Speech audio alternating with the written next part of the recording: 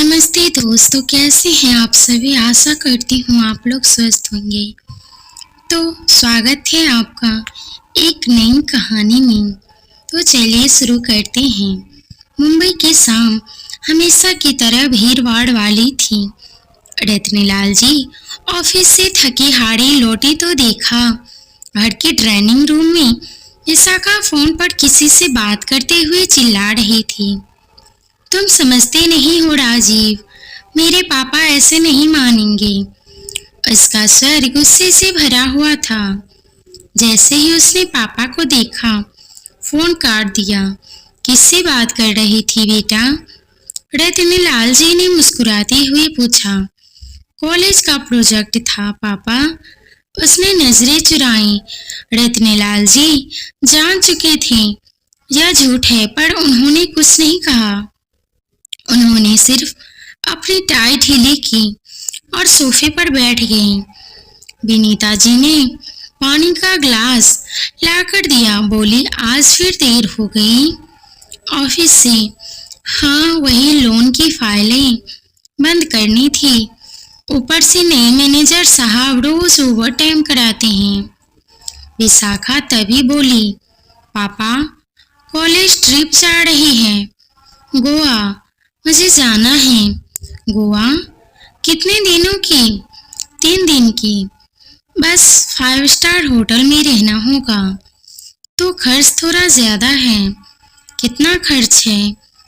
लगभग 20,000। रत्नलाल जी ने सांस भरी। बेटा, इस महीने का घर का बजट पहले ही तंग है। अगले महीने हो जाए तो अच्छा रहेगा। आपको तो हमेशा पैसे की पड़ी रहती है। दूसरों के पापा तो लाखों खर्च कर देते हैं अपनी बेटियों पर, और आप? विशाखा गुस्से में अपने कमरे में चली गई। विनीता ने धीमे स्वर में कहा, इतना बड़ा खर्च वाकई मुश्किल है बेटा। रवि से बात करो, शायद मदद कर दे।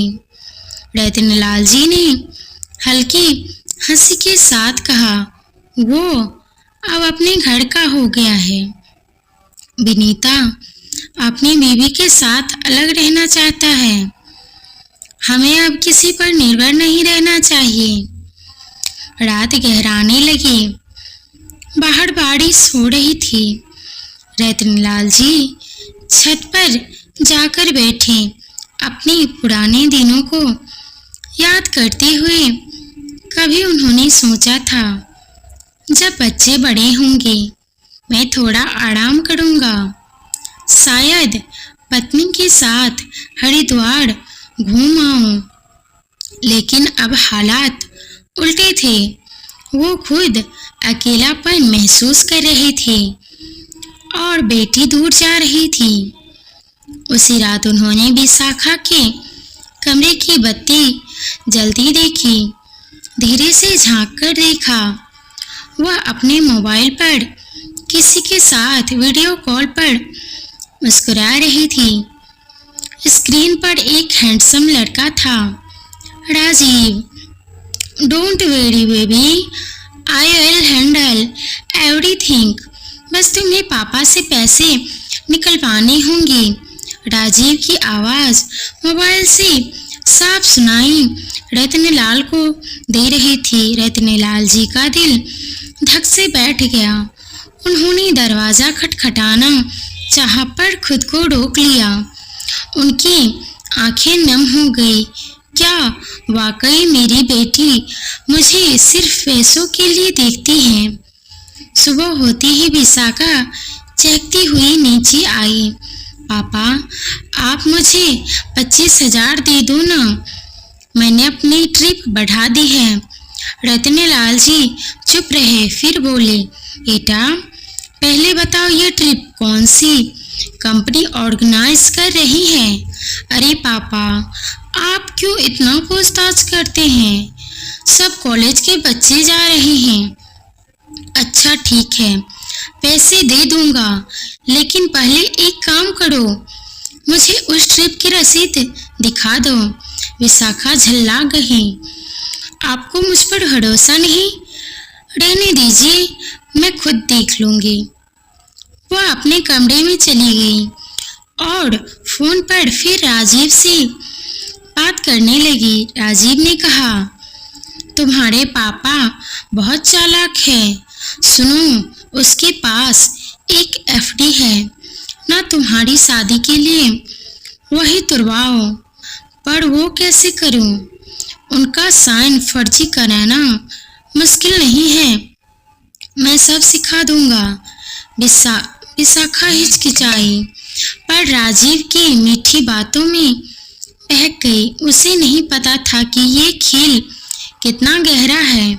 रत्नलाल जी को रात से शक था। उन्होंने अगले दिन अपने बैंक के आईटी विभाग में जाकर अपनी एफडी अकाउंट की ट्रांजैक्शन हिस्ट्री निकलवाई।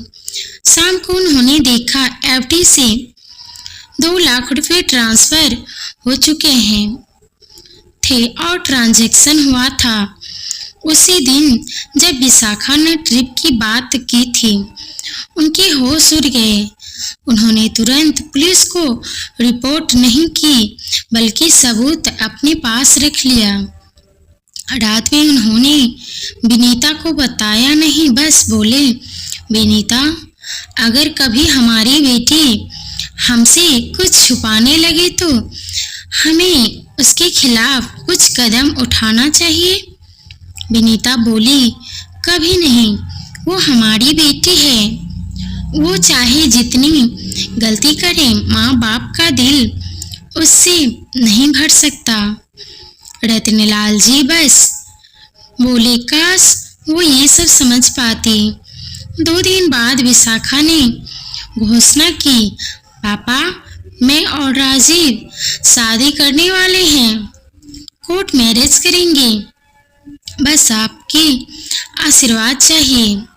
विनीता चौंक गई, कौन राजीव? तुमने बताया भी नहीं। रत्नलाल जी ने कहा, बेटा, पहले उसके घर वालों से मिल लो, फिर सोचते हैं। पापा, राजीव के घर वाले बहुत ऑर्थोडॉक्स हैं, वो हमारे रिश्ते को नहीं मानेंगे। हम शादी के बाद अलग रहेंगे। रत्नलाल जी ने धीरे से कहा, तुमने एफडी के पैसे उसी को दिए हैं ना?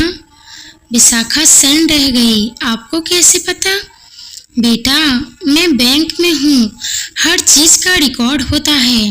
विशाखा चुप हो गई, फिर बोली, हाँ दिए हैं, क्योंकि वो बिजनेस शुरू कर रहे हैं। वो मुझसे बहुत सच्चा प्यार करते हैं।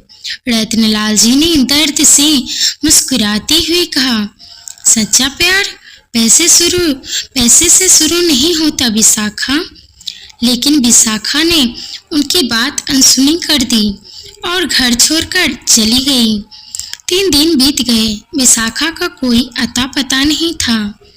फोन बंद, social media account delete. Vinita ने को रो कर बेहाल थी। रत्नलाल जी ने पुलिस को रिपोर्ट लिखवाई। इंस्पेक्टर ने कहा, सर, ये केस सीधा साधा चीटिंग एंड फ्रॉड का लग रहा है। राजीव मेहरा नाम का कोई आदमी मुंबई में रजिस्टर्ड ही नहीं है। रत्नलाल जी के पैरों तले जमीन खिसक गई। मतलब मेरी बेटी किसी भूत के साथ चली गई? इंस्पेक्टर ने गंभीर स्वर में कहा, हो सकता है कि तुम्हारी बेटी राजीव कोई ठग गैंग का हिस्सा हो और आपकी बेटी उसके जाल में फंसी हो। अगर आप लोगों को कहानी का दूसरा भाग चाहिए तो कमेंट करिए। कहानी मैं लेकर आऊंगी एक गहरे सस्पेंस की ओर, जहां विशाखा का गायब होने और राजीव की सच्चाई सामने आने लगेगी। आगे की कहानी के लिए कमेंट करें और चैनल को सब्सक्राइब और वीडियो को लाइक जरूर कर दें। धन्यवाद।